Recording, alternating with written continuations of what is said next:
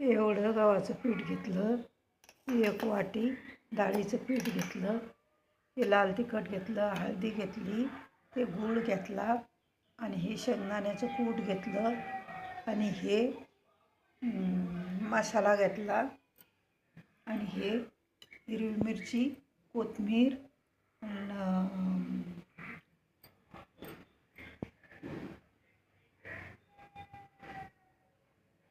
अद्रक, हिरवी मिरची, कोथिंबीर आणि जिरे आणि ही चिंच घेतली. आता ही चिंच ह्याच्यात आपण गाळून घेऊ. भरपूर आंबट आहे.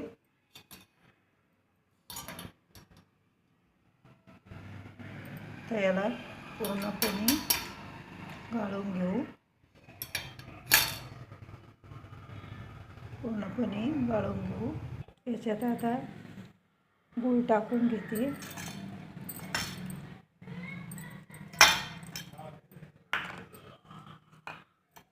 छान गूळ टाकून ते आता मिक्स करून घेते.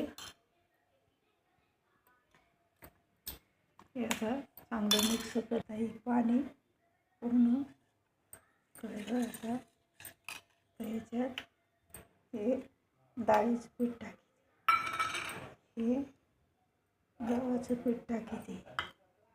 आता हे मसाले टाकते, मिरची पावडर, हळदी पावडर टाकते. आता हे लाल तिखट टाकते, हे धण्याचा आणि याचा मसाला टाकते. सगळा मसाला टाकून घेते आणि हे छान आता कालून घेते. अजून आता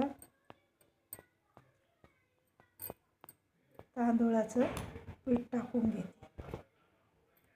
आता हे सगळा मसाला, सगळं पीठ टाकून घेतलं. आता हे चवीपुरतं मीठ टाकले आणि याला तांदूळाचं पीठ नव्हतं तर थोडे तांदूळ भिजू घातले आणि त्याचे तांदूळ हे असे वाटून घेतले. तर हे टाकून घेते आणि याला छान मिक्स करते आणि मग आता पूर्ण कालून घेतलं पीठ. आता याला थोड्या वेळ भिजून देऊ आपण आणि मग सुरुवात करू. अरे बारीक केलं छान मी असं. आता हे असं लावून घेते पीठ छान. याच्या छान वड्या बनवून घेते, 4-4, 5-5 पाण्याच्या. हे बघा, हे असं बनवून घेते. आता ही 5 पानाची वडी बनवली, त्याच्यावर पुन्हा लावून घेते आणि ही पानाचे छान उलटून घेते असे आणि मग याची वडी छान बनवून घेते. असे उलटून घेते. पानं जरा छोटे आहे त्याच्यामुळं गडबड होती.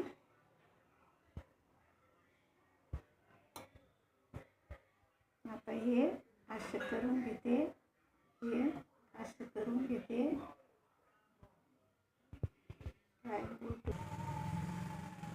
सगळे बनवले असे ठेवले आता वाफाळाला. आता याच्यावर चाळणी ठेवून आणि छानपैकी याच्यावर ठेवून घेतो. आता याला पाण्याला छान उकळी आली. आता याच्यावर झाकण ठेवते.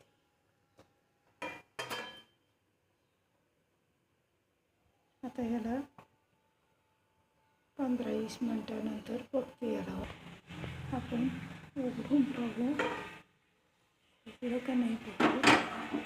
ते छान वाफळले. आता हे आता छान वाफळले. आता याला उतरून घेऊ. तर ही चाळणी खाली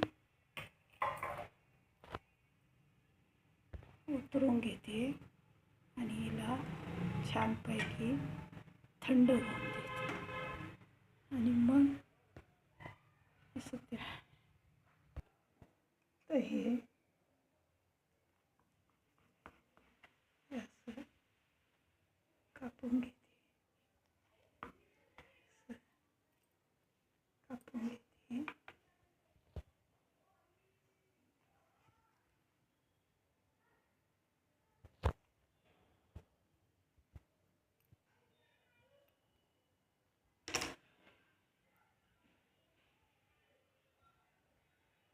अशा छान कापून घेते असे